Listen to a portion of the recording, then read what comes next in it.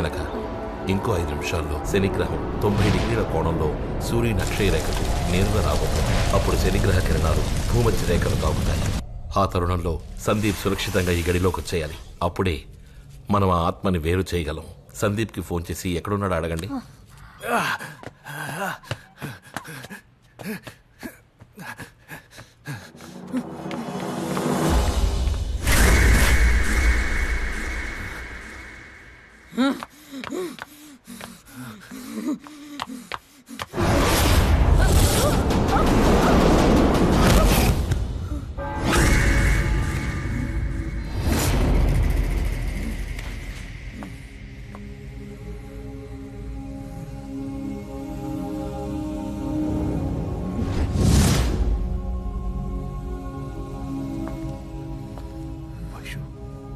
బయటికి రారా, బయటికి రా.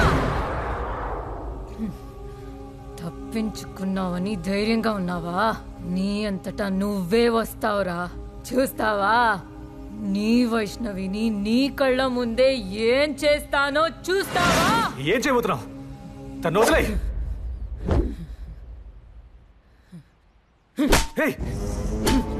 వద్దు, స్టాప్ ఇట్ ప్లీజ్, వద్దు.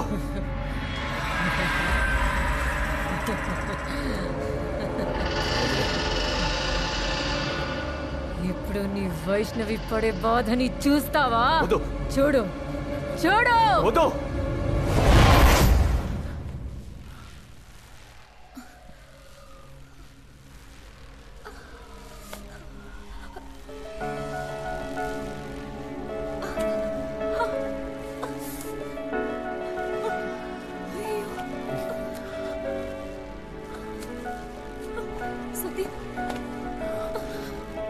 నాకు నొప్పిగా ఉంది, తట్టుకోలేకపోతున్నాను.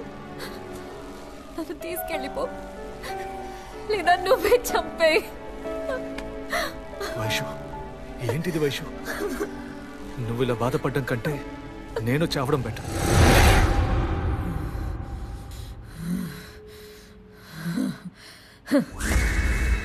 నేను అదే అంటున్నాను. రారా, చివరిసారిగా పిలుస్తున్నా, రా. నువ్వు వస్తావా లేదా దీన్ని చంపేనా? వద్దు వద్దు, నేనే వస్తాను. దాన్ని వదిలే. మీలాంటి వాళ్ళకి రక్తాన్ని చూస్తేనే రా భయం వస్తుంది. రా రా రా. నా వైష్ణవిని ఇలా టార్చర్ పెడుతున్నావే, న్యాయమా? అలాగే టార్చర్ పెడతాను. అన్యాయమైనా అలాగే టార్చర్ పెడతాను. వైష్ణవిగా తనని బతకనివ్వను. తన శరీరం కావాలి నాకు, అందుకే తనని రప్పించాను. సంతోషంగా జీవించాల్సిన నన్ను అన్యాయంగా చంపేశారే. జీవించే అన్ని అర్హతలు నాకున్నాయి. ఇప్పుడు నిన్ను వదిలించుకుని దీని ఒంట్లో శాశ్వతంగా ఉండిపోతాను. మరి వైషు? నాకు ఎవరెలా పోయినా పర్వాలేదు, నేను జీవించాలి. మోహిని జీవించాలి.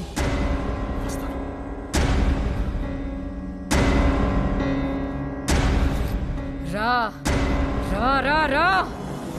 చెలియా చెలియా నీ మాటే మదిలో మెదిలే నా పాటై నేను కాచే నీడల్లే నేనుంటా నీ వెంటే నేను కాచే నీడల్లే నేనుంటా నీ వెంటే.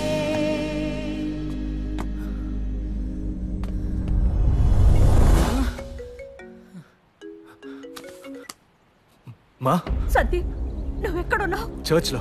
అయితే మోహిని? తను ఇక్కడే ఉంది, నన్ను చంపడానికి వెయిట్ చేస్తుంది.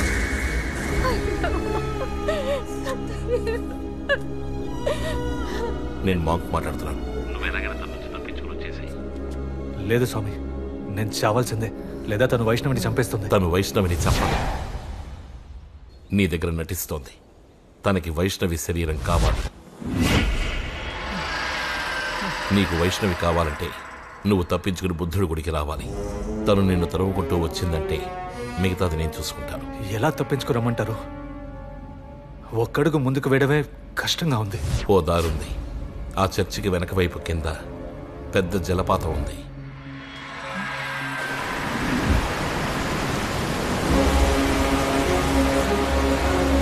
ఆ నీటి ధార చర్చ్ పునాదిని తాకుతూ ప్రవహిస్తోంది. ఆ పవరే ఆ నీటిని హోలీ వాటర్గా మారుస్తోంది. నువ్వు ఆ నీటిలోకి దూకేవంటే తిన్నగా బుద్ధుడి గుడికి చేరుకుంటావు. మరి మోహిని? తను ఆ హోలీ వాటర్లో కాలు పెట్టలేదు. అడవిలోంచే తరుముకుంటూ రావాలి.